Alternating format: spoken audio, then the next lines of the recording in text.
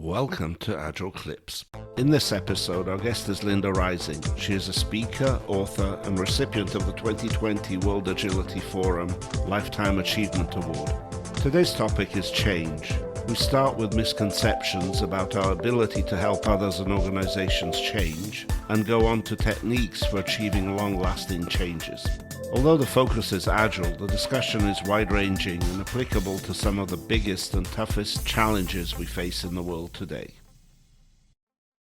Hello, everyone. We're so delighted to have Linda Rising with us today. It's a true honor. For those who don't know, she's the 2020 World Agility Forum Lifetime Achievement Awardee, I suppose one would say.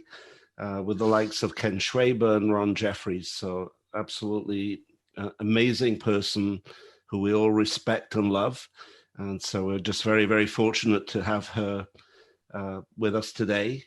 And I would like to ask Linda to actually add a little bit of color to my introduction with a little bit of her life story.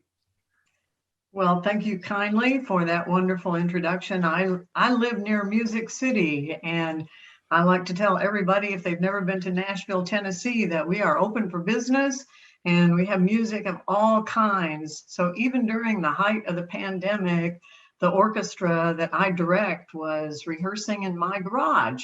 Wow. We had groups of 8, so we'd have little small groups meeting 8 at a time. And then after rehearsals, we had several outdoor performances. We did a Beatles concert and a Christmas concert and a Pops concert and a patriotic concert. So I'm definitely a believer in music. I think that's important for your brain. And these days, it's important for your sanity. There's no better way to express agility than through music. Very good. I think the only real time I spent in your neck of the woods, Linda, was actually for my honeymoon. It was very brief, just drove up there from Birmingham, Alabama, which was where I was living with my wife at the time. Okay. And we went to see the Prairie Home Companion at the Grand Ole Opry. Oh, of course. So that was a few years ago now. Yeah. The Grand Ole Opry is still running, and the downtown is very busy. Of course, most of that is outside, and most of the bars that are open on Main Street are sort of outside. So they kept going even during the pandemic, and there's lots and lots of any kind of music you want. That's fantastic. That's fantastic. Because right now, the times they are changing, eh? Absolutely. Absolutely. Yeah. That's rather your specialization, isn't it? Particularly within organizations, actually helping them with, change management rather than just the agile washing that some of us have seen, where somebody on high goes, "Oh, get the teams to do that agile thing. It'll all be better soon." So we can also see that in other phases of our lives right now.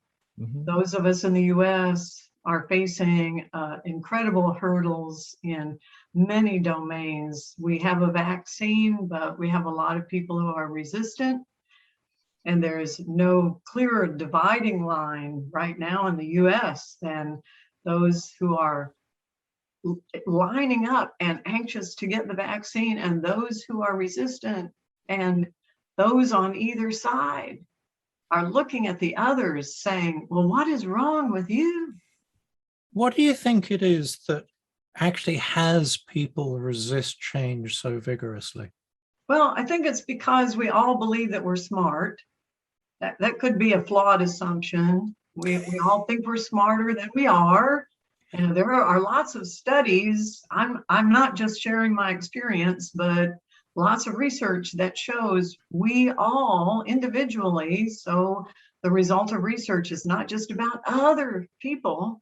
It's about all of us. We all think that we're smarter, that we're better at making decisions, that we see things clearly, that we're rational decision makers. We all believe that.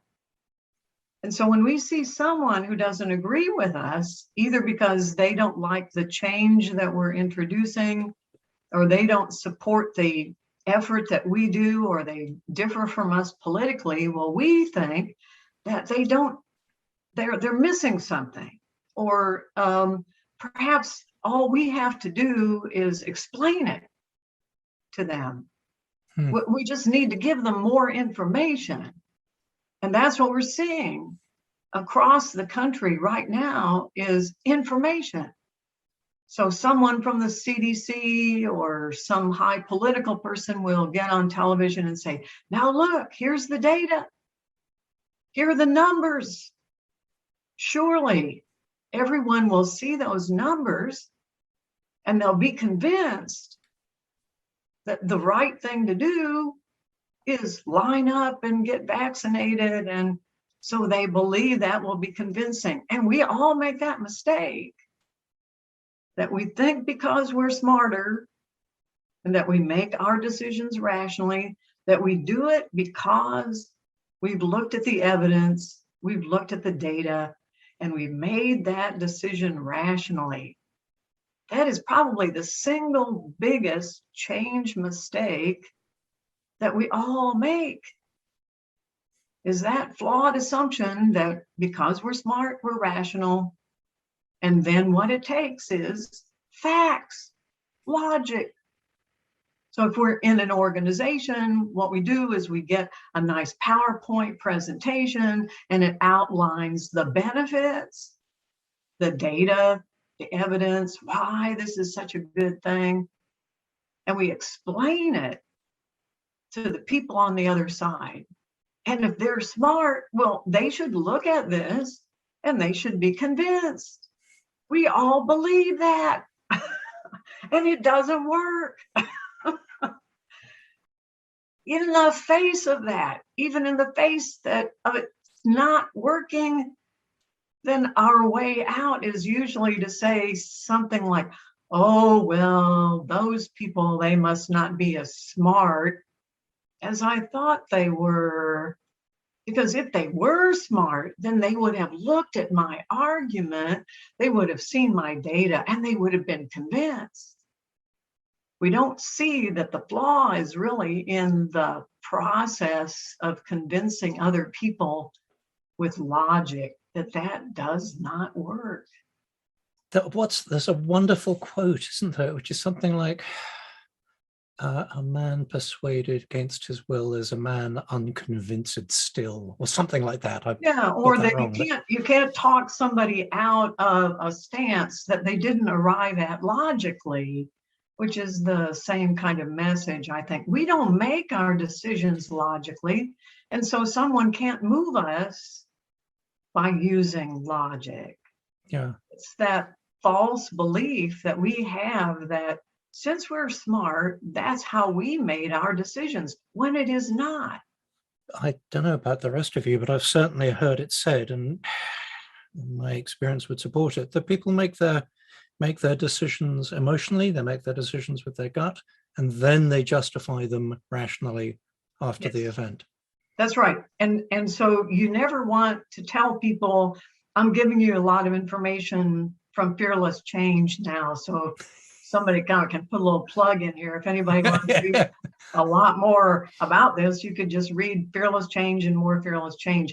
Yeah, you don't want to throw away your nice logical argument. You want to have that, and you want the people that you're trying to influence, you want them to know that you have that, because when you do convince them using some other approach that might be more successful, then they can tell themselves, oh, well, I decided to go this other way, and now they can haul out the argument that you were going to use so that they can justify to themselves changing their own minds. And that's called rationalization. We got to have some reasons. If somebody says, well, why'd you decide to go get vaccinated? I thought you were opposed to that. And they go, well, I did look at the data, and it's pretty clear that right now I live in Tennessee. Tennessee is the worst as far as cases of COVID per 1,000 residents of the state. But that's not why they changed their minds. So you need that argument to hand over to them so they can have some way of sort of tap dancing around their decision, when the real reason had nothing, absolutely nothing to do with that logic. I've definitely found that if you approach a situation asking people what are they dealing with right now, what would actually be something that they could use some help with. You know, or just sometimes just asking them, well, how do you feel about this? Or what do you think about it? Or just get them to talk to you and listen. This is another pattern in fearless change. This works for just about anything I can think of, is just sometimes all people want to do, and it doesn't matter whether it's some highly resistant laggard who's close to retirement in an organization who is going to resist any new thing you bring into that organization because really deep down he's terrified, and this usually is a he's terrified that he's not going to be able to keep his status in the organization because he's going to have to start all over again and learn this new approach. It doesn't matter whether somebody like that or someone who's terrified of the vaccine for a whole host of reasons, who's one of your neighbors. It doesn't matter. They all want to tell you about it. And all you have to do is be open to say, I'm not judging you. Tell me how you feel about it. What are you thinking?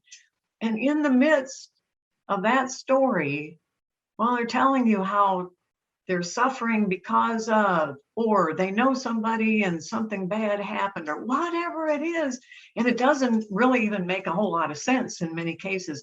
But in the middle of that, if you just show that you're open, non-judgmental, that you respect them, that you know how difficult this is, you don't share their point of view, you're not out to convince them or influence them, you're just listening, one person listening to another, many times, that's enough.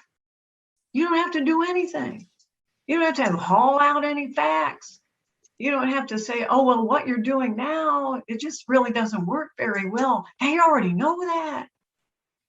Meet them where they are. Yes. So meeting them, and that uncovers so many things. The assumptions they made, the emotional things that they have, or whatever that situation is. Just meet them where that's the starting point. Yeah. Because you don't know why they arrived at this decision, and you may never be able to know, and in many cases they don't know.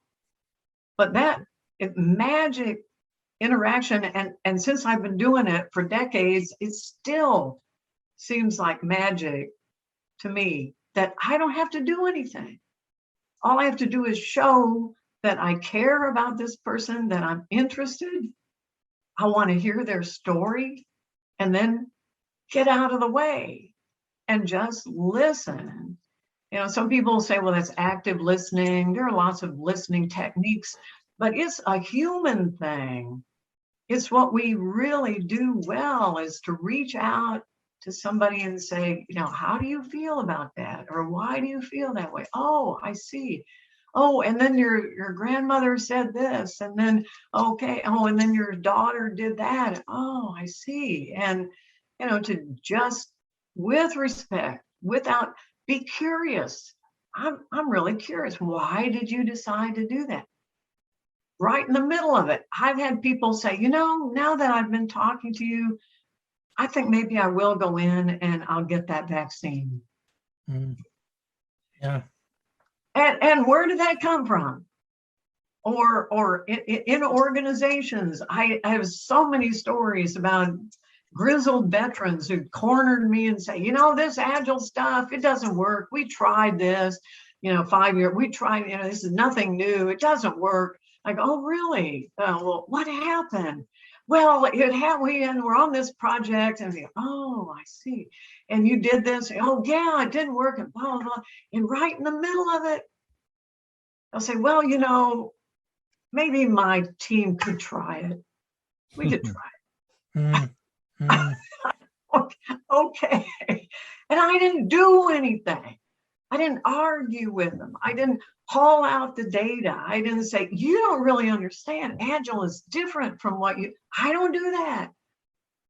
we feel like we must straighten out the world. I mean, my mother told me that. She said, Linda, you are going to get in trouble someday because you're always trying to straighten out the world. You can't do that. Everybody needs to find his own or her own way. And all you can do is be available and be the listener. You're going to listen them. That's so important, Linda. I mean, as somebody was saying to me the other day, actually talking about AI, they were saying, look, data doesn't care. Data doesn't care. And it's something that I've been deeply unhappy about, is how over the 20, 30, 40 years, depends where you start counting, that Agile has really developed. That it's kind of turned into, you know, there's now the phrase, the Agile industrial complex. And I think there are some real concerns that the turning it into this big certification engine and training engine means people are jumping on board as a career opportunity rather than getting into it, as I know us three did, because we cared. We saw people suffering at work. We saw rotten products being released to a public that didn't care. And that's no, no. Let's get some heart back into it. Let's have people actually be back at work as something where it's a full self-expression for them and they could actually be themselves. And certifications don't do that. Yeah, but it was, I guess, a sign that it has a level of success, because yes, in things I've been a part of in the past, like the patterns community, for instance, the patterns community never had to deal with that because the patterns were written and they were put out there, and they never made a lot of money, and they didn't have that appeal. Whereas Agile from the beginning has pulled in a lot of people who could see the business opportunity, even people who were also, that I knew from the patterns community, they were different now. Because Agile's a very different kind of big ball of wax that you're going to sell to the community. It's got things that patterns did not have. And you can see the different pathways and how it's grown and changed. And yeah, it did pick up lots of people who want letters after their names and who were interested in doing things that I still don't understand. I go, what are they doing exactly? But they're charging a lot of money for that. And I'm not sure that's a good thing. But on the other hand, as an optimist, I would say I think that means that Agile has had more success. Yes, no question. Having all of the certifications has promoted it. It's made it into a well-known thing. But it's that dear old law of unintended consequences, isn't it? Yeah, absolutely. So it's funny, isn't it? The data doesn't do it. no. Power doesn't do it. No. Just trying to bully people into thou shalt be agile. Yeah, no. Although you do have to say that power does get what's called compliance. And that's what you see in the beginning. Somebody who has a lot of power, like a powerful vice president in charge of development, will come in and say, now, all right, now we're going to all go Agile. That does work, at least on the surface. If people feel the pressure from somebody who has a lot of power, then you do get compliance. The problem with compliance, and this also goes back to some of the problems with Agile, that now we've got people are trying to measure, well, how Agile are you? And are you doing Agile right? Whatever that means. So now we have compliance issues, certification issues, and that means overhead. Somebody has to watch. Somebody has to make sure that when the vice president said, we're all doing Agile, well, that vice president meant something. And now we're going to measure that. And we're going to make sure that all the teams are in compliance. And so that takes a certain amount of overhead, which only increases.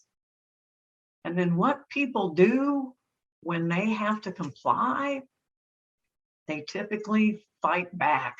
when they find some way of doing what they've done all along, but they fly under the radar and they make sure that they meet those, whatever they are, that the measurement guy who's going to come in and make sure that they're going through the motions. They do that, but underneath, no. And so all the benefits, the real pluses for doing Agile never appear. And that's when people say, well, this Agile stuff doesn't work. Well, of course not. Because all they're doing is, the guy came in, he said, here's the song, I'm going to play it for you, and I want you to march this way. And so everybody lined up and they said, okay, yeah, we can do that. But that's not what Agile is all about. Now, So you mentioned compliance. Yeah, you mentioned power. earlier, power, and you mentioned earlier people being frightened. Well, the trouble with power and compliance is that people then are basically trying to stay out of trouble by complying, because if they don't comply, they're going to be in big trouble, you know. Yes. Yes. As opposed to people who actually deeply understand a problem and the benefit of solving it, and actually, you know, they may or may not be inspired by that, some may, but the very least they get who would benefit from their work and it's worth doing. That's really different from staying out of trouble. Yeah. Well, I think the other thing is they try to game the system so that, you know, they look good into the formula. And the other thing is they're always looking for what's in it for me. And that is the fear that, oh, wow, now what is my job going to look like? Or where am I going to fit into this? So those are the kinds of, I guess, resistances that subliminally keeps on coming. You know, they will give you the lip service, do the thing, but as Linda was saying, underlying the things, it's same old, same old. Yeah. In psychology, they call that reactance, that when people are pushed in any direction to do something, even if it's something they believe in, even if it's something that they would normally support, when they feel pushed, and that's again, back to the vaccine, people are feeling that they have to. When we feel that we have to, otherwise there's going to be a penalty. We can't get on that cruise ship or that airplane, or we can't go into that business. When we feel pushed like that, then our natural reaction is what the psychologists call reactance. And we don't like that, and we push back. And so it's certainly not a good way to influence people to do anything, is to come in and say, you must do this, or we're going to fire you, or you won't get promoted, or we're going to move you over here and you'll be an individual contributor, whatever it is. That idea of using power to move people around never gets real change. It gets that resistance that's going to pop up somewhere, somehow, and then the attempt to monitor or make sure that you're checking off the boxes, and that overhead only increases over time as that reactance comes out. So logical argument doesn't work. Power, all the power in the world. There's so many stories throughout history of kings and demigods trying to get people to do something, and they were not successful. It doesn't work. If you had your Agile magic wand, Linda, and you could go into a big transformation and bing, change something that would actually allow things to transform. It's an overused word, but I'll use it. What would it look like? How would your magic wand work? I wrote a book about that. Because at the time when it was going on, I didn't even know what I was doing. That was the very first Agile transformation, or actually it involved patterns and Agile. It was a series of happy accidents, and it could never have happened except in the one place where I was working, which is AG Communication Systems in Phoenix, Arizona. And because of the culture in that organization that encouraged me to experiment, and that's what we did. I simply went to several teams and I said, you know, I've been reading about this stuff. It looks really interesting, but I don't know. I'm not an expert, but you know about the current product that we're working on, or this attempt to try to save the company with this. You know so much about that. I'll bet you could help me see if we could use any of this at all. Would it help? And they would volunteer and say, oh, sure. Well, we could try this little piece and see if it works. And then if it does, we'll go over and tell other teams. I didn't have any agenda or any plan. There are so many consultants who, and I know I've been a victim of that in a way. If you go into an organization, that's what the high-level individual who brought you in, that's what they want to see. They want to say, well, where's the plan? Well, we want to all be agile by next June. How are you going to make that happen? And I said, wait a minute, you know, this is something called a complex adaptive system. And there is no way that you can say, next week, we're going to be doing this. And next month, we're going to be doing that. And 6 months from now, we're going to look like that. That's impossible. We can make some guesses, but no, we don't know what's going to happen. In fact, it could be that if we're not careful, we could even move backwards, not make progress at all. Yep. So we have to have an experimental, we'll try this. We don't know whether it will work. Some version of this might help, but it might not. And they have to be open to that. And all problems are local. So if this team is successful, that doesn't mean that you can just pick that up and move it to the team next door, or the team in the building on the other side, or the team on the other side of the world. These are all made up of different individuals who see the world differently. So it's all about, and that should be the message of Agile, isn't it? Experiment, learn, feedback, make mistakes, pick yourself up and say, well, that didn't really work. Let's try something else. And then make progress, you hope. No, it's trial and error. Yep. No guarantees, no big plan. Yeah, You can plan maybe what you're going to do next week, but what's going to happen in 6 months? I have no idea. Yeah, I think one of the things that somebody told me is a change that somebody owns it, then the change will stick. Yes. And as long as they can see that they have the ownership to that change, then you don't have to push them. Yeah, the pattern in fearless change is called ask for help, because the first thing you do if you're coming into an organization is give it away. Say, I can't do this. I don't know this organization. Now, I know something about Agile. I can help you, but you're the one who's going to have to do this. So will you help me? And as soon as they do that, as soon as they say, well, okay, I guess I could help you. I could try it. And they go, now it's theirs. Yes. Yeah. And they'll know what to do. They're better than you are at making that decision and deciding what to do. And then all you do is just say, thank you. Oh, thanks. Oh, great. Your team is doing so well, and I'm so happy for you. And yeah, ask for help. Admit what you don't know what will work for this organization.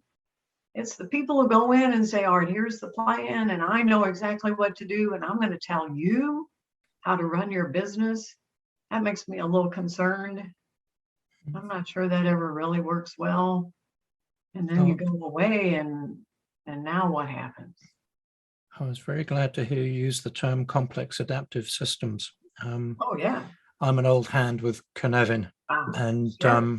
Absolutely. It's one of the things that I found that sometimes just over a cup of coffee with the back of a napkin, if I explain Cynefin to somebody, they'll suddenly say, oh gosh, well, Of course. we've been relating to all of this as if it was ordered and we could actually know what we're doing.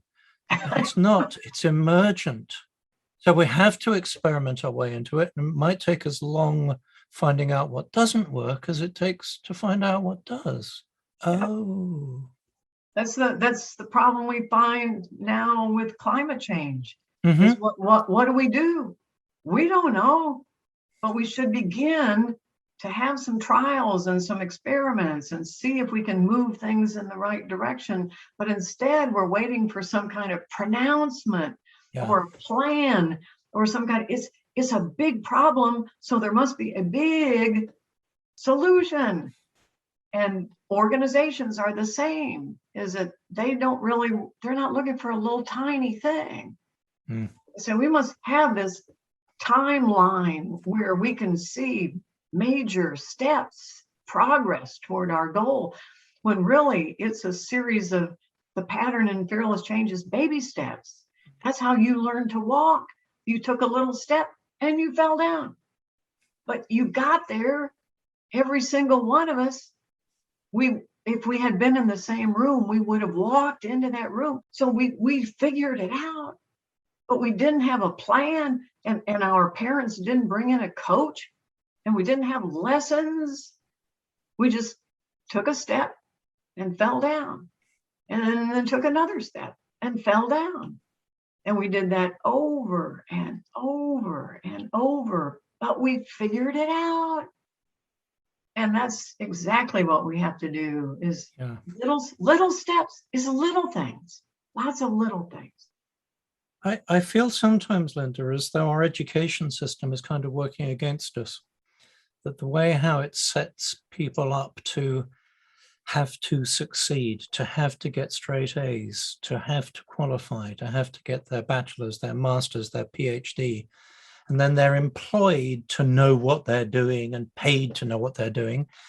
And then poor loves, bless them, they suddenly find that they're in a situation which inherently is one where they can't actually know what they're doing. So small wonder they're terrified. It feels like a lot of our work has as much to do with uneducating as it has to do with educating. Trying to pour more data into these poor people's heads is just more education. Yeah.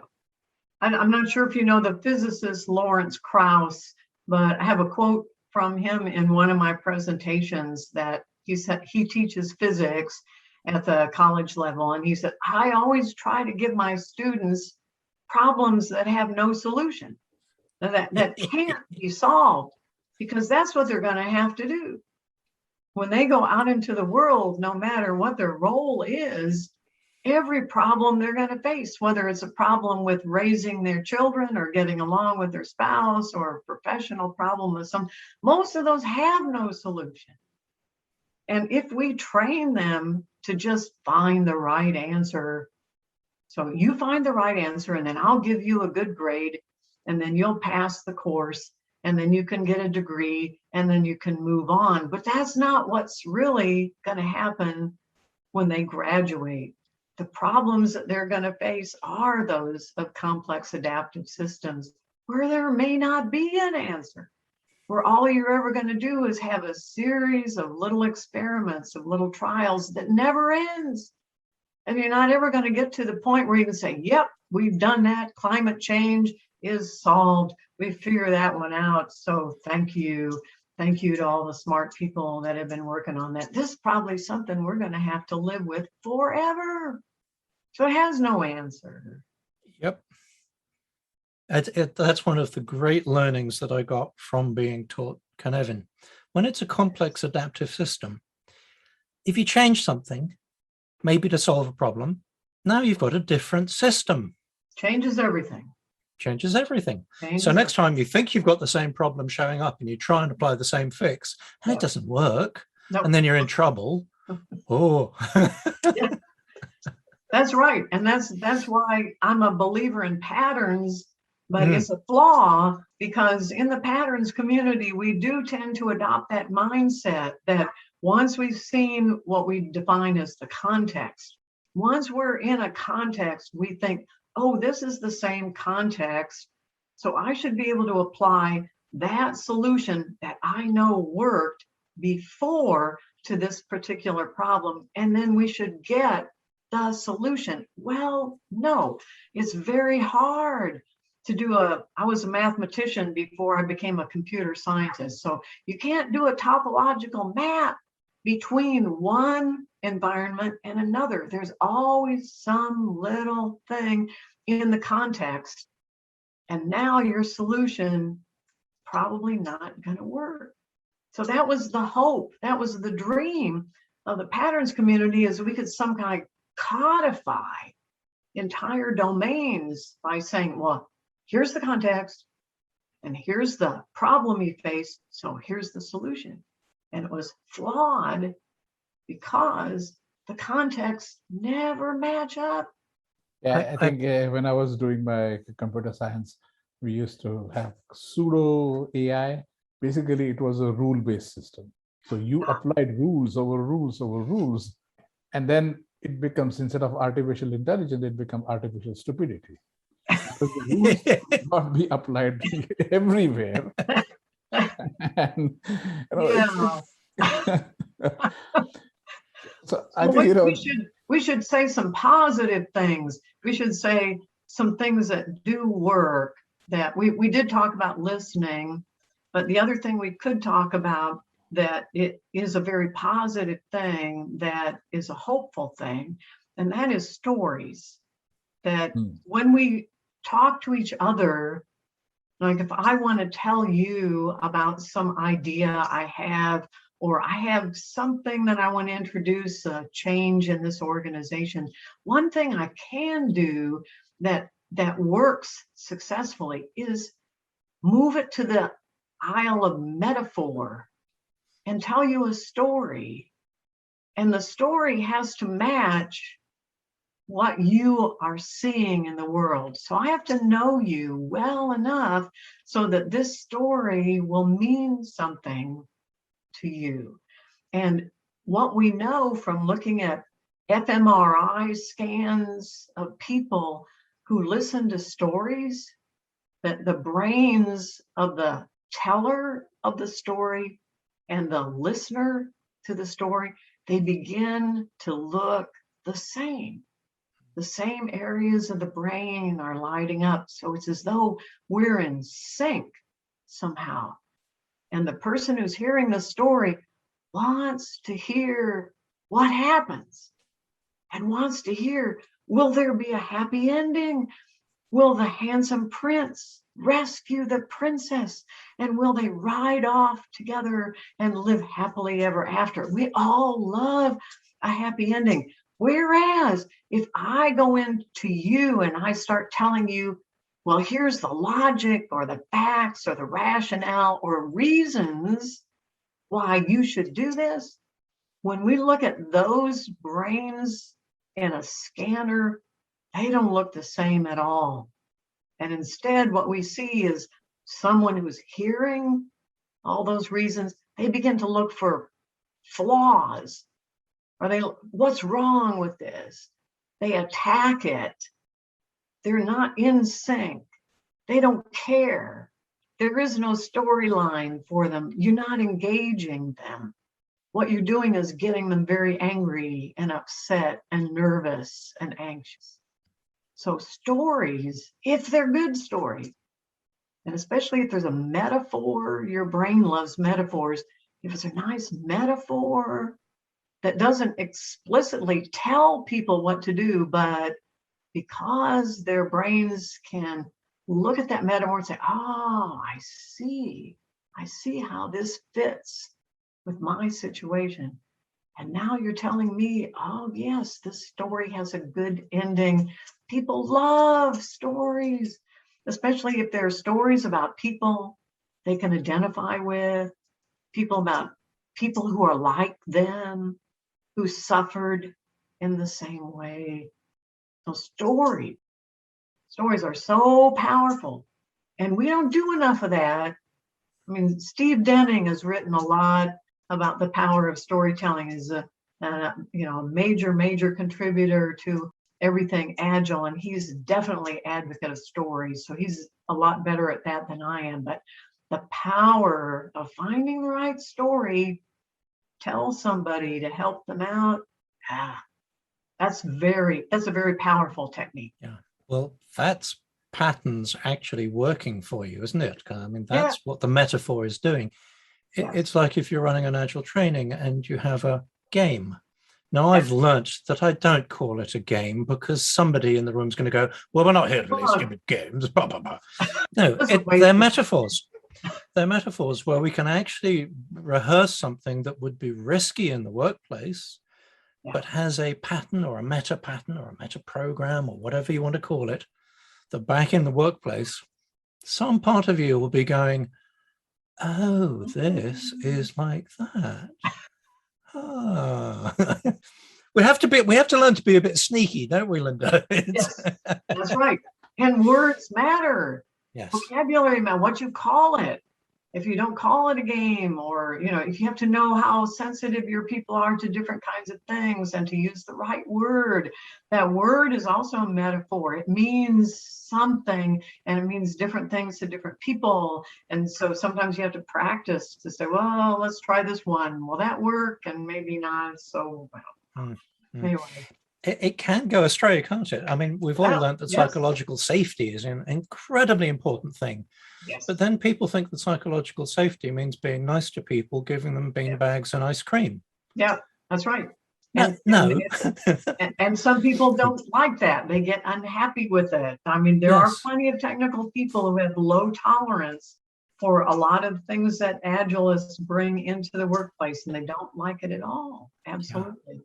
Yeah. So then I guess that's the other thing that I guess we could call that a positive, is that people are different. Yes. It seems so obvious, but there's plenty of scientific evidence. Though, if you look at the work of E.M. Rogers, who said, okay, we can identify the innovators and the early adopters and the early majority and the late man, everybody's heard of that, but they somehow ignore that. And they skip the part that says, you know, this response is hardwired. It kept us alive. The idea that some people are going to be accepting of an idea just because it's new and something different, and they want to try new things. And some people are going to resist just because it's a new idea. And that's the way it is. And that approach to new things meant that in the Stone Age, when somebody had some kind of new food and the innovators ate it and the laggards never did, that somebody would survive just in case this food turned out to be in the long run, and we might just not discover it until tomorrow or the next day or the next week, that it would be bad. So to use that difference and to say they're never all going to be alike. You're never going to have an organization that is all going to be doing, even if they love it, they're never all going to be doing the same thing in the same way at the same time. Some people are going to be innovative. They're going to constantly change it. They're going to be constantly experiment. Some people are still resistant. They're going to hang on to the old things as long as possible, but that is good. Let all of those different groups of people do what they can do. That will get the best out of all these different groups of people, and you'll learn more than if they all sign up to say, yes, we're all going to do the same thing in exactly the same way, which is impossible anyway. But to allow it, to encourage it, that's real diversity. Let's say we don't have to be the same. We can't be the same. And that's a good thing. That's a positive thing. We've already acknowledged that we're dealing with complex adaptive systems. And if you're going to deal with that, you need to run experiments. A way of thinking of that is if you have all of these different minds, it's like each one is running its own experiment. You're actually much more likely to get a successful outcome from a very diverse set of minds working on a problem than you are by trying to follow the bouncing ball the same way every time. Exactly right. And then if they can talk to each other, if they can say that the innovators love to do this, and they say, well, we tried this and it didn't work. or we tried this and this part seemed to be okay and that part wasn't. Now, what do you think? And to let everybody own a little piece of that, and on their own, I guess, their own speed, in their own way, to be comfortable with trying that means that the whole organization will be much more successful than if there's this demand that, I don't know where this is coming from exactly, but the idea that, yeah, we all do the same. No, it's impossible. I thought we'd gotten rid of that CMMI level, but I guess it's back. Well, I think, you said it's exactly right, in the sense it's from this line job kind of environment to a thinking or the knowledge-based environment. And Yeah, knowledge-based environment is absolutely completely variant at every level of the, even in your own mind, you react differently at a different situation. So I think, there is no one size fits all when you go into the knowledge type of things. yeah. The pattern in fearless change is called personal touch. That if you think you're going to change an organization by doing a series of steps or following the application of a bunch of patterns without realizing that everyone is asking the question that you mentioned earlier, which is, what's in it for me? And the answer to that is different for every person. So that means you have to not only walk in their shoes, you have to kind of live in their skin to understand, well, how do they see the world? What are they worried about? And that means we're back to listening again. It's only by recognizing and working with those differences, but we somehow, there's something in us, I think, that wants to categorize. And we want to put them all in a box and label it and say, oh, well, those people, they think this way. And, they're not very smart, or they can't possibly do this, or we have to tell them what to do. When we know, evidence shows that if you let people have some control over their decisions and you provide them the resources they need to do a good job, most people, maybe not 100%, but we have to believe that most people are okay and they want to do a good job. That has to be the foundation, I think. Yeah, I remember, when they were doing the change management kind of thing, they were like, oh, you have the collaborators, you have the resistors, and those compartmentalization is such a big myth. Yeah. Because you can't put people in just 4 or 5 different categories and apply the same formula to everyone. Yeah. And even Roger's work showed that people do move out of those categories over time. Someone who might have started out as a laggard on a project can move up to be maybe even early majority over time. And that some people who are innovators over time, as they get older, they get a little more resistant. They're not so excited about new things anymore. So it's not that you have a hologram stamped in your forehead that says, I am an innovator. People do have some flexibility. What his work showed was that for any innovation, you're going to typically get this response, but it might come from different people. Somebody who might be an innovator in one situation would be a laggard in another. Nobody is any one of those. In fact, now all of behavioral economics is saying nobody is anything.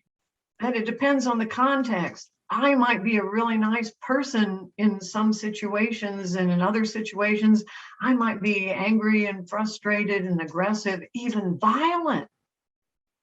I'm just about ready to teach a class on influence, and I always hate to get to the experiments that Stanley Milgram did way back after the Second World War, where he showed that we would all go all the way to 450 volts to torture an innocent person who was screaming, please please stop this, please stop, we would do it. If we were in the right context. Mhm. So nobody is anything nice, intelligent, stupid, kind, loving.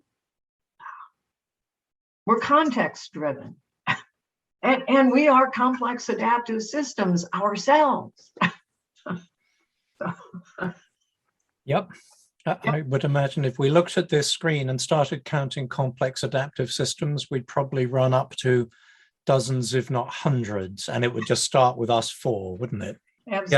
Yeah, the Milgram experiment's classic, isn't it? I mean, if somebody with the authority of being the scientist in charge with their clipboard and white coat can get people to do that, it's small wonder that you see some of the dysfunction when you've got senior people.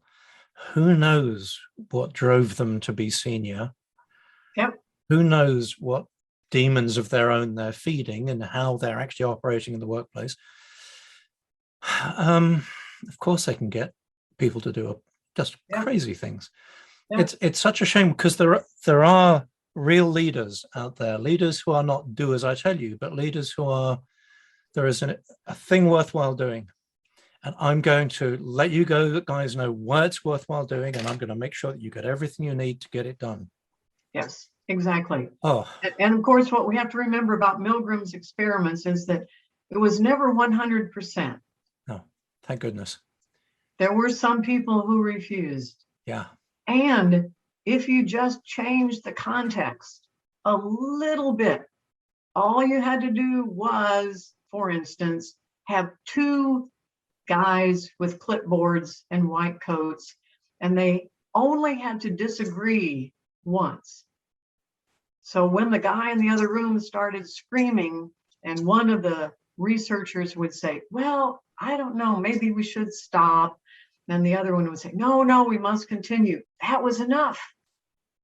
No subject ever went beyond the current voltage level after that. They said, that's it, I'm not doing this. Well, Linda, I think you've just told a story that's a metaphor for the origin story of all of us Agile coaches, haven't you? Yeah, there you go. We all saw our Milgram experiments and went, whoa, enough. There's got to be, whoa. Exactly. Yeah. So That's the famous I think line. there's a hopeful thing. Yes. That yes, we are context sensitive, but there is something in all of us that was 100%. And all of us who would say, I don't want to do this. I'm looking for a way out. And when I see that, I'm out of here. Because that's what his experiments also showed. And by the way, there's this problem in psychology anyway with replication. They're trying to go back and repeat some of the classic experiments, and some of them are not proving true. But the Milgram experiment has just been replicated, and the results were exactly the same. Sometimes we look at some of those early experiments and we think, oh, well, people are different now. They don't react to authority in the same way they do. Exactly. The percentages are exactly the same. Wow. And this is what we're up against. We're getting close to the end of our hour. You know, that whole thing of primacy, recency. People will remember the first thing we talked about. They're going to remember the last thing that we talk about. Linda, what's the last thing that you want to leave people with as we get to the end of our hour with you? So when the 2016 election happened in the United States, I felt compelled to somehow either get involved in politics or with some organization that was going to help me resolve the problems that I saw in the United States. So I joined an organization called Braver Angels. And what they do is allow you to have conversations with people that you normally would not. So we've had a really nice conversation. And over the pandemic, I've had so many good conversations with people over Zoom, but they've basically all been with people who pretty much saw the world the way I do. And that's how we all live. By pretty much hanging out with either in our workplace or in our family, with people who see the world the way we do. And if we do happen to run into, say, some obstreperous uncle at Thanksgiving, we don't talk to that person, or we ignore them somehow. So we don't really have conversations with people who don't see the world the way we do. So in Braver Angels, and I've had a lot of work with facilitation, negotiation, work and change, scientific evidence about influence, and those conversations are some of the hardest work I have ever done, but also the most rewarding. So we have to find some way for all of us to get out of our little bubbles and talk to people who see the world differently, and to do so in a way that allows us not to judge, but to be curious and come away with a feeling of respect. Not that I'm going to advocate for having AK-47s in the schoolyard, but to have a conversation with somebody who does. I think that was one of the most enlightening things that I've ever experienced. I still remember it. So we've got to find a way to do that. Whether it's talking to somebody who doesn't like Agile, or somebody who doesn't believe the same way we do about some of the very contentious issues that we face today, because the penalty is that we're going to be even more divided.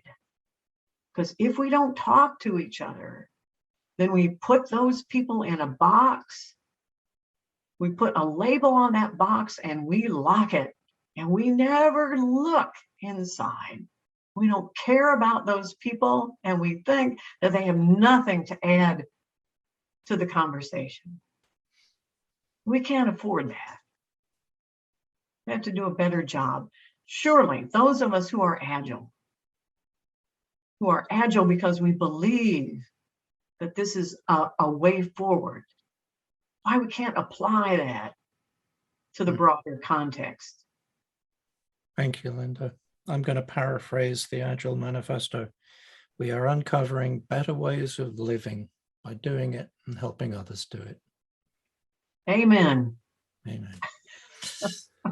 Guys, any last questions or words from you? I was just going to say, I would like Linda to be the president of the US, if not the world. It's one of my running gags. It'd all be different if we were in charge. I just don't want to be in charge. No, thank you. No, thank you. But I appreciate the sentiment. It's been a pleasure, guys. It's been a delight. Thank you, Linda. Absolutely. So I want you all to be safe. And I hope someday, somewhere, somehow, soon, we can all be together again.